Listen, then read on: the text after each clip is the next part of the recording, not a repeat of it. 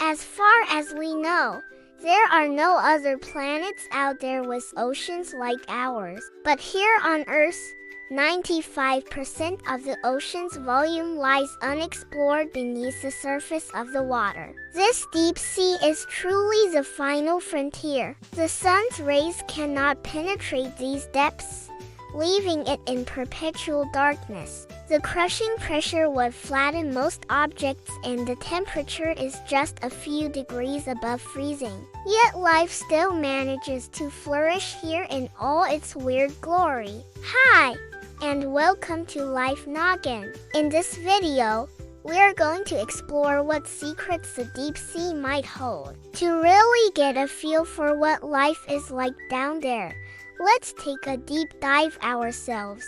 Just kidding. We'll only go down as far as 2,000 feet or about 610 meters because that is as far as the unaided human can dive before the pressure would crush our lungs and the bends would kill us. But this depth is still only the very edge of the deep sea, which begins at 2,000 feet and continues all the way down to the bottom of the ocean, which averages around 12,100 feet or 3,688 meters. At first glance, everything down there seems alien-like.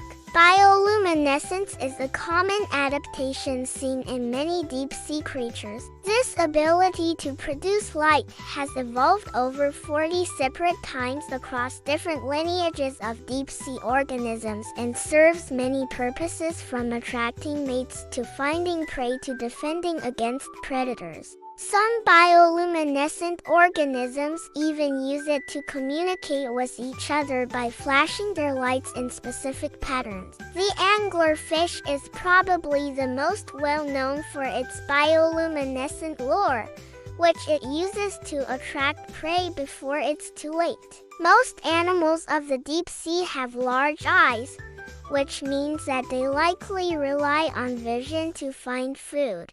And many have mouths that open very wide, suggesting that they gulp down their prey whole. The lack of light in the deep sea may also explain why many creatures have very pale skin.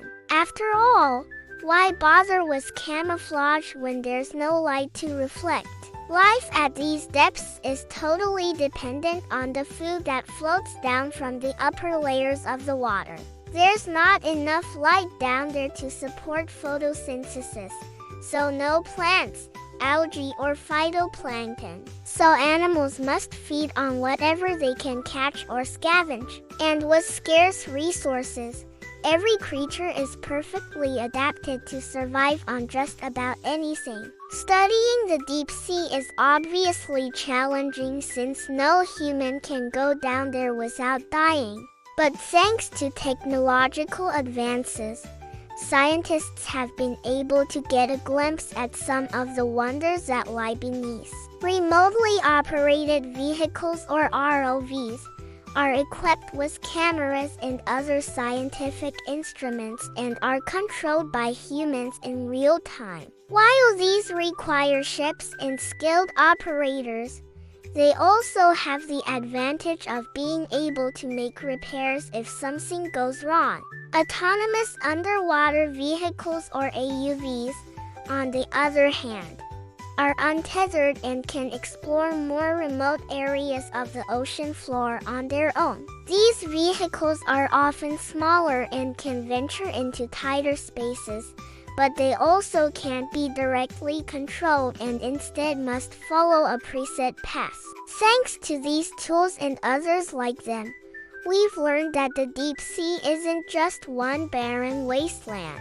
In the past decade alone, scientists have discovered hundreds of new species down there. They've found entire ecosystems thriving around deep sea vents, places where superheated water spews out of the ocean floor, carrying with it minerals that life forms can use to survive. Some of these vent communities don't even need sunlight since the bacteria that live there have figured out how to use energy from chemicals. But maybe the most exciting thing about exploring the deep sea is discovering what we don't expect to see, like megalodon sharks, giant squid, and entire undiscovered continents. Well, maybe not that last one. While exploring the ocean depths, scientists have managed to find strange formations that don't seem to have a natural explanation, leading some to believe that they could be the remnants of ancient civilizations that lived long ago. But whether this is true or not, one thing is for sure: there are plenty of mysteries left to uncover down there.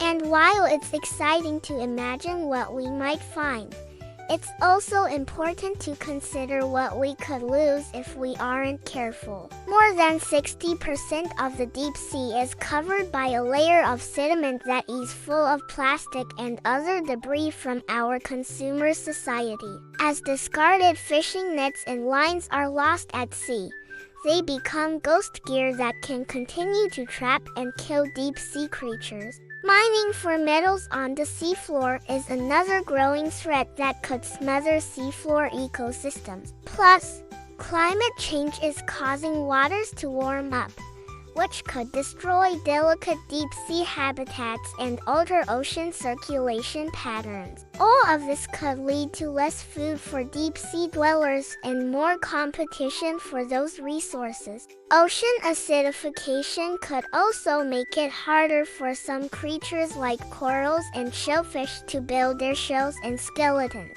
The good news is that there are plenty of organizations out there working to protect the deep sea from these threats. One group of engineers and scientists developed a new deep-sea mining technology that could protect marine life by eliminating the need to dredge up sediment from the seafloor. Other groups are working to limit the size of fishing boats and increase the age that fish can be caught to ensure that deep-sea populations aren't overfished. So while we continue to uncover the mysteries of the deep sea, it's also up to us to figure out how we can better protect it. So do you want to learn more about deep sea exploration? Check out the resources below. And remember, every small step that we take today will help ensure that future generations can marvel at the deep sea's weird, wonderful life for years to come. This has been Life Noggin. Don't forget to keep on thinking.